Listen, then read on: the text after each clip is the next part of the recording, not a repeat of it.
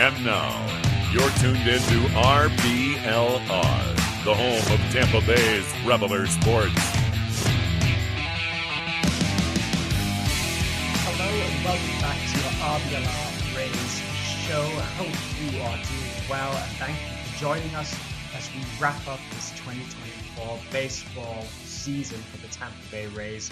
It's an unfamiliar feeling here on the RBLR Rays podcast. This is the first time that we are coming to you in early October without any baseball to talk about. The Rays have finished their 2024 season at a 80-82 record, just a smidge under 500.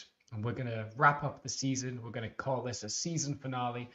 And unfortunately, it's just me, Pat Davenport, here today. Zach can't be here, but that's okay. I feel like it's truly fitting for this Rays season for us to have just under 500 in just under 50% of the hosting power, I would say. I would say Zach is maybe the greater half. He's definitely the more experienced half of this podcasting duo. So we've got 49.2% of the hosting power, which fits exactly this Rays season. But before I get into what went well, what went wrong, can we look forward to 2025? What can we break down in this very strange 2024 season? I want to say a couple of things. First of all, thank you for tuning in this season. It's been a very tough season. The first time the Rays haven't made the playoffs since 2018. It's the first time we are a losing team, a team that has lost more than we've won since 2016. And it's been a pretty frustrating year from a fan's perspective. But yet, any of you that tuned into one, several, or all the episodes from this 2024 season are greatly appreciated. And I just want to say thank you from the RBLR team for sticking with us and listening to what we have to say and talking Rays with all of us. Because I think one thing that the Rays community is very blessed to have is a very tight-knit community where everyone can kind of get to know each other pretty easily. And we have the smartest fans in baseball, do the Tampa Bay Rays. And we just appreciate having smart discussions about baseball with you. And if there's one way you could give back to us, if you want to say thank you to us for the content we've been creating, a great way to show some appreciation that's free and completely effortless is to drop a like on wherever you're watching this. It does us a big favor. It really shows us that you like what you're listening to, and it helps us grow our brand. So we really appreciate it if you could drop us a like. And if you want to tune into more episodes, for example, when we go live, or what's going to happen in this off season, we've got plenty of fun stuff planned for the off season.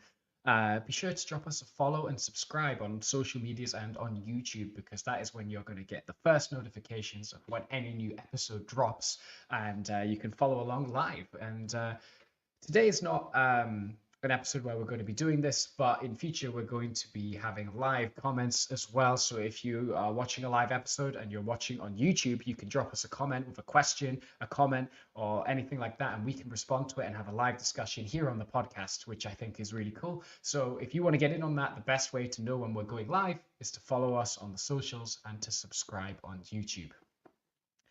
Okay, without any further ado, let's talk about this 2024 Rays season. Let's try on a kind of macro level to break down what went right and what went wrong about this 2024 Rays season. I mean, we could talk about it in a number of different ways. I think the kind of narrative of the season is that there were moments where the Rays looked like they could be starting to put something together, but they could never quite get out of first gear. For every sweep, they would get swept. For every series win, they would have a series loss. Every time they take the first two games of a series and could sweep, more often than not, they drop that series finale. And then, instead of going on a 8-2 run, they'd often go 6-4 through dropping those games at the end of series or at the start of the series. They just could never seem to put a consistent run of winning together. And then with a couple of big unfortunate sweeps in September, ended up falling slightly below the 500 mark. Those series against the Phillies and Tigers at the end were really the nail in the coffin for any kind of playoffs hopes. Funnily enough, though, the Rays ended up staying in it all year. They ended up finishing 6 games out of the playoffs, but with a week to go, there was still a chance in that Detroit series where if they could pick up a sweep, they would go into that final series of the season with something to play for. That didn't happen this time, but The Rays, despite finishing under 500, despite having their worst season in 8 years, were still in the playoff hunt until the last week of the season, which, if that's the worst case scenario for a Rays team, you've got to feel pretty good about that. But if we were going to talk about the kind of several parts that made up this season, we all know what I'm going to say. It was a tale of two sides of the baseball, the pitching and defense side, and then of course the hitting side. I'm going to start with the negative, get the negative stuff out of the way here early, and talk about where things kind of went wrong from offensive side, position player side of things, and then we'll talk about the more positive stuff and end on the positive message, and that's the pitching side of things, and I'll talk more about that later.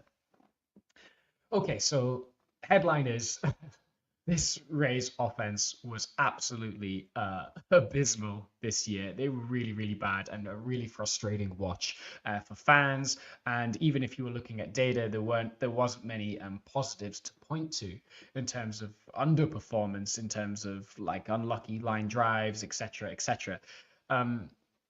It was a bad season. They ended up finishing the year on as a whole with a 95 WRC plus, which means they were 5% below league average hitting wise. But that does put them 23rd out of 30 teams in all of baseball. So they're in the bottom 10 in terms of offense, in terms of overall production. But you could argue that could have been because of a lot of different things. Why was the offense so bad? They made some significant moves over the offseason to kind of change up the offense. They let go of Luke Raley. They made some other kind of around the borders moves in terms of their backup catching position. They added some kind of bench bats with Johnny DeLuca in replacement of Manuel Margot. And they had to rely on a full season of Taylor Walls and Jose Caballero sharing the shortstop duties due to the ongoing legal situations with Wander Franco. Is that enough to turn a team that was in pretty much every metric the second best offense in the American League last year, the seventh from worst in all of baseball, and the third worst in the American League? On paper, no, but those changes plus a couple of other factors resulted in some really troubling results. The first thing was that guys that they were relying on as the core from last year were either injured or drastically underperforming to start the year. Randy Arozarena had the worst start of his career. Yandy Diaz had the worst stretch of his career. And Josh Lowe was injured. And then when he returned from injury, it took a long time to get up to speed. So three of the most important bats, three of those 20 home run power threats that you had in the lineup was completely non-existent. A third of the lineup, bam, gone, dead zones. Brandon Lau also had a struggle to stay on the field at the start of the year, and that, of course, led to some inconsistency in terms of his results.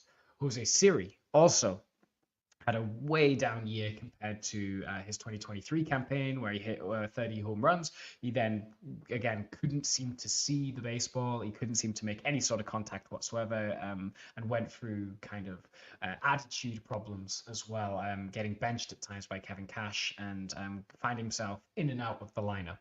So if we remove 20 home runs from Arozarena, if we remove 20 home runs from Josh Lowe, if we remove 20 home runs from Jose Siri, then that's 60 home runs off the books that were not going to be replaced by the guys like Johnny DeLuca, Ahmed Rosario, and Jose Caballero. Three players that were kind of having to take on more significant roles in the lineup, but their skill sets are completely the opposite from the former players that I mentioned. Really not power threats, very much bat to ball, contact, speed, fielding guys, as opposed to big power threats. And that led to essentially what was a powerless lineup. If you go by ISO, which is a stat that people use to kind of show extra base hit potential of a team, where you take a team's on base percentage and you take their slugging percentage and minus their on base percentage, then you are left with their ISO to kind of show the kind of extra base hit potential of a team. The Rays had a 136 ISO, which is really bad. It is 27th out of the 30 major league teams, ahead of only the Marlins, Nationals, and those, of course, White Sox at the bottom of the pile. meaning that they were not getting extra base hits very often. And if you look at the hits from Rosario, DeLuca, Palacios, Walls, Caballero, Rotvet, I've named at least 5 players that were getting regular at bats for the Rays. They were all seeing eye ground balls, infield singles, maybe little loopers falling in front of the outfielders. They were not line drives into the gap. They were not home runs. They just were not producing those kind of hits. And as you may know, an extra base hit is really valuable because if there's runners on base, even if they're on first base, an extra base hit has a significant chance to bring them home. And if there's no one on base, then you get into a position where the next guy could bring you home far more easily than if you're at first base. One home run is actually probably more valuable than 4 singles in any given game, okay? Because 4 singles in a row are really hard to get. One home run, you can get that. It's one at bat, one mistake, one good swing, and then that's instant offense. Meanwhile, 4 singles could get you 1 or 2 runs, but they're really hard to string together. So the Rays had to rely on that stringing singles together method for a really big chunk of the season, and that led to inconsistent results in terms of run production, and also led to some really bad runners in scoring position results. I think we all know that the Rays really struggled with runners in scoring position, and that's because of what I just said. Sometimes they were relying on singles, but also their at-bats, their quality of at-bats with runners in scoring position were really off compared to previous years. They were striking out more than what they've used to with runners in scoring position, and they were getting unlucky as well with lots of pop-ups or balls that were getting caught by fielders. So when you mix in a lack of power and a lack of consistency with runners in scoring position, you're going to see a really, really bad offense. And that's a shame. I mean, if you look at any offense any offensive stat that looks at power, the Rays are in the bottom 10. Slugging percentage, they're second from last. It's just a bad look. And at the trade deadline, the Rays also decided to trade away Isaac Paredes and Randy Arozarena, 2 critical bats for them. Randy was just starting to get a little bit of his value back, starting to get back on track towards his career norms, and then he was out the picture. And then they were relying on a Johnny DeLuca, Richie Palacios left field platoon, which can field pretty well, and you can rely on them for some contact. Particularly Richie Palacios is good at getting on base, but neither of which are power threats. Neither of them are kind of even reliable for double-digit home runs in any given season. So that's a big step back on the power. And then Isaac Paredes hit 30 home runs last year, which you cannot replace with any player that you were going to get in a kind of selling window. Christopher Morel was the best attempt at that, and he could on a year hit 30 home runs. He has power, but unfortunately he was on a cold streak when he joined the Braves too. Similar to Jose Siri, just couldn't get enough bat on the ball to really leverage that power in any meaningful way. The Rays also had struggles at catcher this year as well, where they could never really settle on a catching combination that they were fully comfortable with on both sides of the ball. Of course, defense is the most important thing, and they really enjoyed Alex Jackson's defense until they didn't, as he was kind of brought in to replace Rene Pinto when a weird scenario happened where Rene Pinto was sent down despite seemingly doing okay. He was sent down to the minors for the remainder of the season, and Alex Jackson took his place. People were happy with his game calling. Taj Bradley credited it. All the coaching staff said they really liked his game calling and defense behind the plate. But with that, there was a massive sacrifice on the offense, as he has had one of the worst seasons in Rays history offensively, if you look at the amount of at-bats that he has had and was allowed to take. Which, of course, when you couple it with a guy like Taylor Walls and Jose Caballero that are also really, really bad hitters, that leaves potentially a bottom third of your lineup that's a complete dead zone. And it's really hard to compete when you're relying on just 6 hitters. And when another 2 of those hitters like Morel and Siri are also struggling, it means that you're only relying on, I think the Rays were only ever relying on about 3 or 4 hitters at one time. Meanwhile, Ben Rotvat had better offensive results, but again, not a power threat, single slapper guy, and people had mixed opinions on his defense. Cannon of an arm, but his game calling, blocking was kind of hit and miss. So there was never really a happy medium. The Rays ended up settling at the end of the year with Logan Driscoll and Ben Rotvat. It'll be interesting to see if Rotvat sticks with the team. I think it's probably unlikely, but Logan Driscoll, early returns on him look decent enough, and I think he will be a solid part of the team going forward. Hopefully, he can continue to develop to be at least okay on both sides of the ball. So essentially, Rays offense bad because no power. All their numbers were worse than last year, and that's because they were relying on worse players than what they used to. And that's part of what they're doing in terms of changing their window, I guess. They're refurbishing the window, which means that they've had to close it down temporarily while they're quickly retooling, but it's not a complete rebuild, tear down. But it does mean that we're relying on inconsistent players, young players that are still working out how to be consistent at the major league level. Even players that we have lots of promise in, like Morel, like Caminero, they're guys that are going to be inconsistent and go through slumps. I wouldn't be surprised if Caminero goes through a big slump next year while major league pitchers adjust to him. And until you've had a couple of years in the league, it's really hard to kind of be consistent with not just your approach, but also delivering consistent results as well. So that's where we're at with the offense. It's still got a lot of variance in it. I don't think it's going to be as bad as it was last year. There's definitely spots where you could shore up the offense. But also, unfortunately, part of it is waiting for a wave of prospects to come up that look really good. Like Carson Williams, like Trey Morgan, Xavier Isaac, Chandler Simpson, and even Aiden Smith, who had a great year since coming to the Rays in the Randy Rosarena trade. These guys are all a year or two away, and you've got to wonder what the Rays' approach in the offseason will be. Will they get a plaster to kind of shore up the offense in the short term, or will they just ride it out with the current core of players that they have, inconsistent and lacking at the plate though they are, while they wait for guys that they hopefully are going to rely on to be consistent offensive contributors going forward? I think both sides of the argument are valid, but if you're trying to win games and get into the playoffs as soon as possible, maybe a one-year deal for a DH type or a corner outfield power threat type might not be the worst idea. But again, we'll see what the Rays do with that.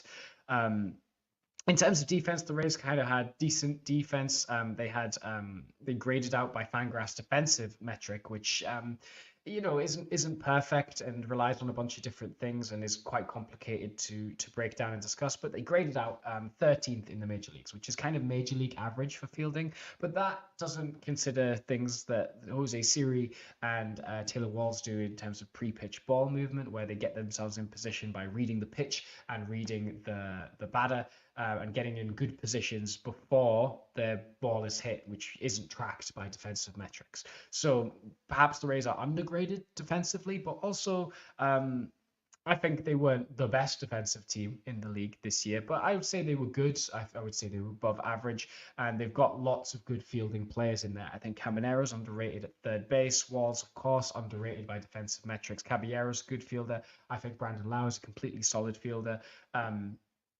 DeLuca, Siri, and Lowe is a really good outfield combination. Josh Lowe can sometimes be a bit inconsistent, but in terms of fielding, I think we're completely fine. That might change if we start to rely on Johnny Aranda a little bit more in the infield. If Chris Morel gets lots of time in the field, that could knock the team back down to kind of average fielding wise, but they're doing enough offensively where they're not hurting themselves, which is the main thing for me. And then, of course, there is the base running, which they were actually really good at this year. They stole a lot of bases. They were really good at taking the extra base. I want to throw it back to 2021, 2022, where the Rays were just running like crazy and were getting themselves into a lot of outs. I think 2022 was the year where that was particularly prevalent. And I totally believe that that was an experiment to kind of work out what the team and the players were capable of doing on the bases and how far they could push the limits, so that in 2023 and 2024 they could be really effective and really efficient with knowing what they can and can't do. And that came into effect. The Rays were graded top 10 in Fangraphs base running, and they stole a lot of bases as well. I mean, Jose Caballero led the American League in stolen bases, which was very, very impressive from him in his debut season. Johnny DeLuca could steal a lot of bags. Josh Lowe could steal bags. There's loads of guys that could steal you 20 stolen bases on that team.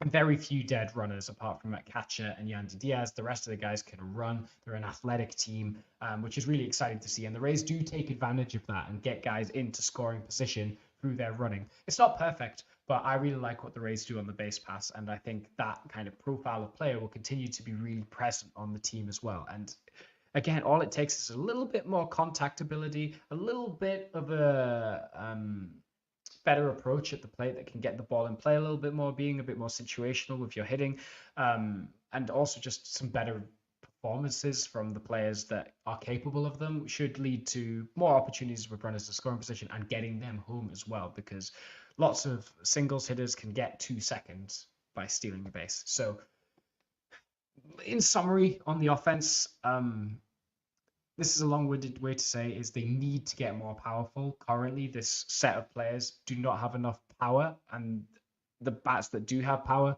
are nowhere near consistent enough with their contact ability to take advantage of it. So there's a lot of work to be done there. It's still really volatile. To conclude, the Rays probably do need some help in the short term.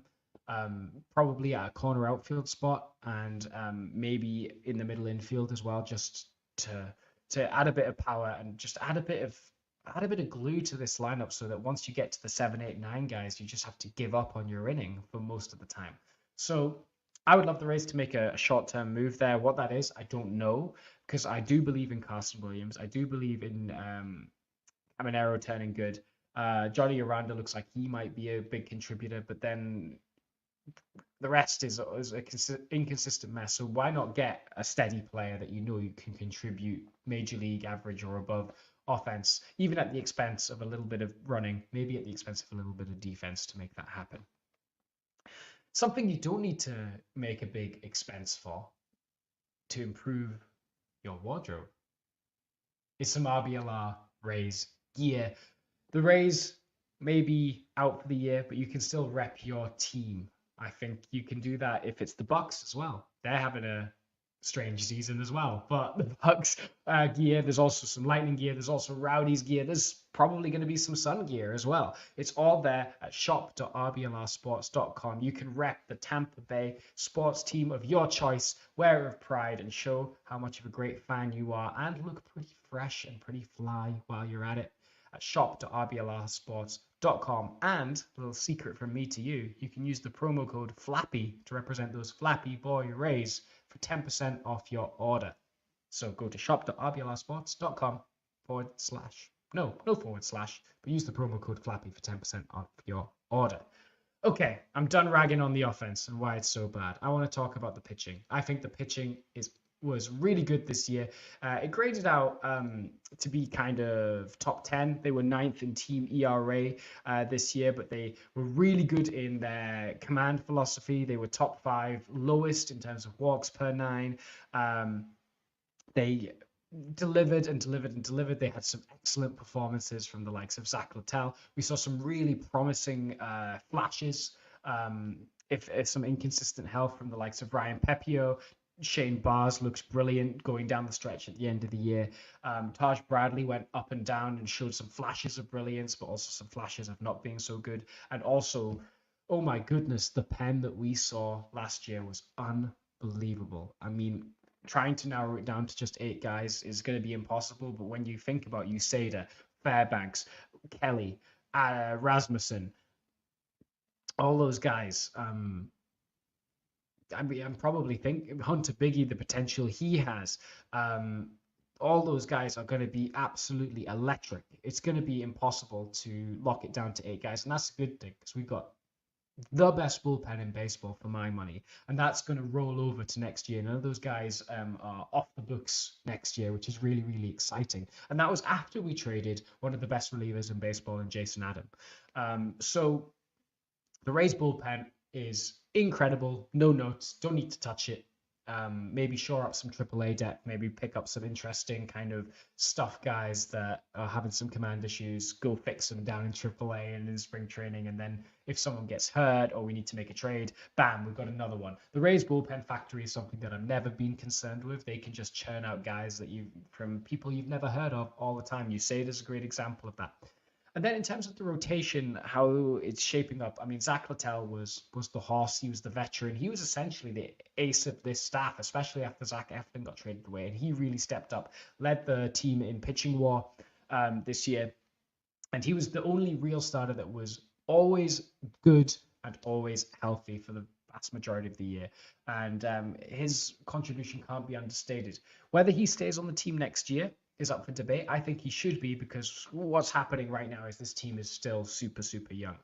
Pepio, Bradley, Bars, three really promising young arms, but still are young. Okay, and Jeff Springs is also there, and he's great when he's on, but he's still recovering from Tommy John surgery. He came back to the major league level, but of course he still had really harsh innings limits. It's going to be his first full season back next year. I think it would be foolish to bank on him going and pitching 170 innings next year. So you've got to have a guy like Zach Littell, who's a veteran presence that's going to lead the guys from the front and by example, who's been around, he's struggled, he's been with different teams, he knows his way around the block. He is a guy that's going to be a stopper for this team, and I think he's a vital part, especially when the only thing you can count on with a pitching rotation is that at least one or two of them are going to get hurt along the way. Planning for only 5 starters is not going to be good enough. Taj Bradley could maybe start the year down in the minor leagues if everyone's healthy. To make room for that. And then, of course, Shane McClanahan's joining the rotation next year too. So this pitching core, bullpen, and rotation shapes up to be electric next year, and it's going to be something that's really, really exciting. The Rays are always a team that's built on run prevention, and they're really, really good at that. Their defense is good enough, and then their pitching is unbelievable. They will not walk guys very often. They won't get themselves into trouble. They're starting to kind of return to form in terms of stuff guys that can get lots and lots of strikeouts. Pepio is a good example of that. Bradley can get lots of strikeouts. Bars can get a lot of strikeouts as well. McClanahan was a big strikeout guy as well. So they're moving away from the kind of like Tyler Alexander, Zach Eflin, like kind of command guys that are looking to get soft contact. Rasmussen was a guy like that as well. Littell's a little bit like that, but they're going back to stuff that'll blow you away with strikeouts again, which is really, really exciting. Because I think the biggest flaw, if there was one, with the Rays pitching staff this year was they were giving up a lot of fly balls. They were way near the bottom in terms of ground ball percentage, in terms of the ground balls that they gave up. They were right near the bottom. Their team ground ball percentage was 39.4%. Which is super low. It was second worst in the major leagues, in fact. Only the Reds had a lower one. And then if you look at the teams around them, like the White Sox also had a really low ground ball percentage. So did the A's. So, like, you can get away with that unless you're getting barreled. And sometimes the Rays would get barreled a little bit. In terms of their home run to fly ball percentage, they had 11.6 home run per fly ball. So 10% of those fly balls were getting hit for home runs. And when you're giving up a lot of those, that can mean quite a lot of home runs. So that's the main thing that they need to be scared of. You don't have to be a ground ball pitcher, but ground balls do far less damage on average than fly balls. So maybe they'll have a look at that. But again, it's not the biggest concern because this Rays pitching staff is super really good. I mean, we all knew this. This is a long roundabout way of saying the pitching staff doesn't really need to be touched. You've got guys like Mason Montgomery, who's going to fill a full-time role. You've got starting pitcher prospects as well, like Joe Rock sitting down in the minors for depth. You're going to have a hard time finding a space for them all. Maybe the kind of main objective for this Rays offseason is going to need to shore up the offense with some consistent bats and using that bullpen, that depth in rotation, to trade from a strength to improve a weakness. I think the Rays are going to be ready for a run at a 2025 playoff spot. Are they good enough to challenge for the division? I would say right now, as things stand, not really.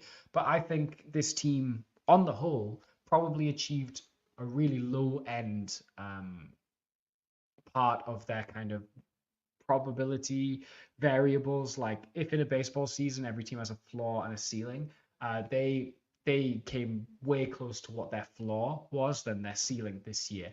So with some positive regression, a bit of a return to the mean, plus a bit of more consistency from the offense, this team should absolutely be winning 87 to 95 games and getting a wild card spot. The division, it really depends on how good the Yankees and Orioles end up being next year. But in order to kind of guarantee that, you've got to raise the floor. Right now, we have discovered that right now, the floor of this team is too low. So you've got to make some moves with some solid, dependable bats to raise the floor of the team.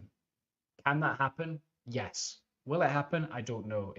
The Rays don't tend to commit on long-term free agents, but could there be a one-year deal for someone somewhere? Could there be a trade for someone? Maybe. It's gonna be tricky to figure out. But my expectations for 2025, and I think this is echoed throughout a lot of the baseball world, and particularly among the Rays fandom, is super high. So don't count this team out yet, because while we had a step back and a reshuffle this year, this team's going to be really, really good in 2025.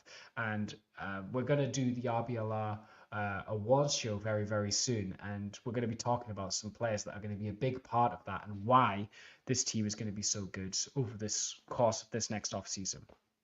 We're all disappointed with how this 2024 season has gone. And I think the Rays made some mistakes. I think they had no plan for the catcher position, which is very un-Rays-like. They could never it never felt like Alex Jackson and Ben Rortvedt were the options that the Rays would ideally want back there, but they felt like trapped in there because whatever Rene Pinto did to get him sent down to the minor leagues. I don't think they planned particularly well for their outfield depth because Siri is a volatile player. Josh Lowe has been known to get hurt, and Randy is a streaky hitter. So their only kind of backup outfielders were Palacios, who was, again, pretty unproven at the time, and DeLuca, who was pretty unproven at the time, and they had to go through their own growing pains. And I just think there was kind of an assumption that the dependable players were going to be good again. Could that be helped? I don't know, but I just wonder if there was, in hindsight, definitely at the catcher position, more could have been done, but maybe more contingencies could have been put in place for if the power ran out. I don't know. Let me know what you think. Let us know on social media and also let us know in the YouTube comments what you thought of this Rays season. Did they fail to have a good enough plan? Did they rest on their laurels too much? Or were they just purely unlucky? Or was it a mix of the two? Let me know. I'd be curious to have a discussion with you. I'm not right all of the time. I think baseball is subjective and open to interpretation a lot of the time. So do get involved in the discussion. We'd really love to hear from you. I'm going to kind of wrap it up for this Rays 2024 season. It may have been a disappointing one this time, but 2025, when we're here this time next year, I can't wait to talk about what we're going to be doing in the ALDS and beyond. And you guys can be along with us for the ride by dropping us a like, by dropping us a follow and a subscribe to get all the new episodes that they come up and continue to help us grow this podcast to be the best Rays podcast it possibly can be. And it can't be that without you. So I just want to say thanks again for following along this season. It's been a tough one, but it's been worth it because of all of the people that I've got to speak to and get to know because of this podcast and being part of the Rays community. I think it's a really blessed place to be.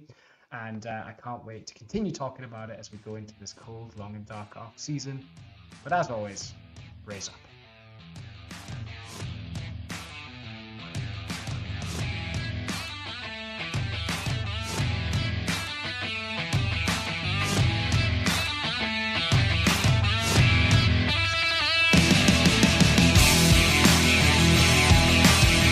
Thank you for tuning into this presentation by RBLR Sports. On your way out of the stadium, please remember to like and subscribe.